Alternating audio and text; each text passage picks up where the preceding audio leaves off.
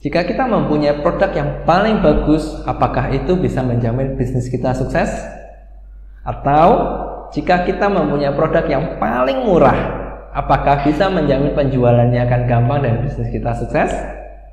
Jawabannya belum tentu. Banyak orang salah kaprah di hal ini. Orang berpikir bahwa hal yang paling utama adalah mempunyai produk yang terbaik atau harga yang paling murah. Ya, syukur-syukur bagi mereka bisa punya produk terbaik dengan harga yang paling murah. Tapi faktanya hal ini tidak menjamin sebuah bisnis akan sukses, mereka akan mudah menjual. Karena hal yang paling utama yang harus dipikirkan di awal adalah market mana yang akan dituju, pangsa pasarnya seperti apa, bukan tentang produk ataupun harganya. Saya sering menjelaskan hal ini ke tim saya dan saya sering mengatakan, ketika kamu ingin memulai bisnis, kamu ingin berjualan, hal yang utama yang harus disurvei terlebih dahulu bukan tentang produk ataupun tentang harganya, bukan itu, tapi tentang market mana yang akan kamu tuju, pangsa pasar mana yang akan kamu ambil. Kenapa? Simple. Sebut saja contoh, kita mempunyai sebuah produk terbaik, sebut saja sebuah HP. HP ini memiliki fungsi yang paling wah, memori paling besar, kecepatan yang paling hebat, kamera paling bagus. Tapi kita menjualnya, pangsa pasar kita ada di segmen menengah ke bawah, di mana mereka hanya peduli dengan harga. Tentu saja mereka tidak akan membelinya karena pangsa pasarnya tidak klop. Atau kita sebut sebaliknya, kita mempunyai sebuah produk HP juga, HP ini sangat murah sekali. Yang penting murah, bisa internet, bisa video, bisa untuk zoom dan sebagainya. Tapi ternyata market kita menengah ke atas, di mana mereka mementingkan kualitas, tampilan dan sebagainya. Tentu tidak akan klop juga. Jadi hal ini membuktikan bahwa pangsa pasarnya itu yang harus dikejar dahulu, baru kita mikir produknya. Lalu bagaimana jika produknya terbaik dengan harga paling murah? Pertanyaan saya adalah, emangnya ada barang yang begitu baik, nomor satu kualitasnya, tapi harganya lebih murah daripada yang lainnya? Jawabannya tentu susah sekali atau bahkan mungkin tidak ada. Biasanya berbanding lurus antara harga dan kualitas. Sebut saja jika kualitasnya bagus, harganya mungkin mahal juga. Tapi jika kualitasnya jelek, menengah atau mungkin yang pas-pasan, harganya juga akan turun.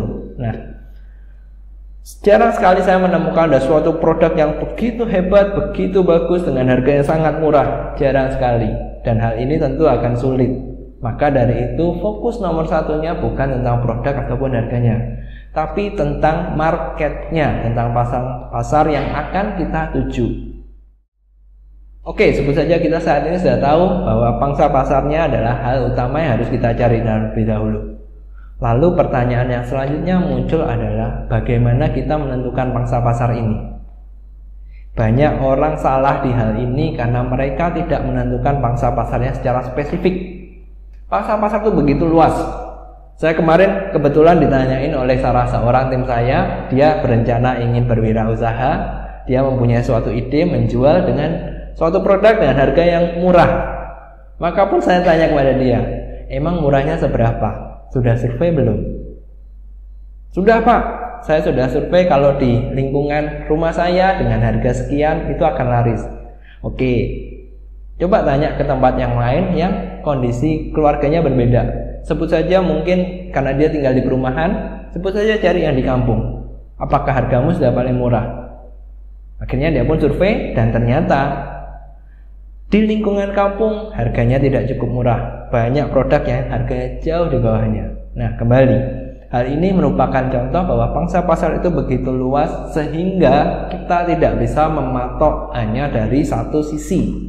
Tidak bisa jika kita survei di A, punya kita sudah murah, maka kita bisa menjualnya dengan mudah ke semua pasar. Tidak bisa, karena pangsa pasar begitu berbeda-beda. Nah, pertanyaannya tentu kembali lagi, pangsa pasar apa yang akan Anda ambil? Bagaimana menentukannya? Dan ini kembali ke masing-masing orang. Ada orang yang suka mengambil pangsa pasar yang menengah ke bawah, mungkin karena marketnya luas. Tapi ada juga yang suka mengambil yang menengah ke atas, karena walaupun pangsa pasarnya kecil, tapi secara nominal dia bisa mendapatkan dalam jumlah yang besar.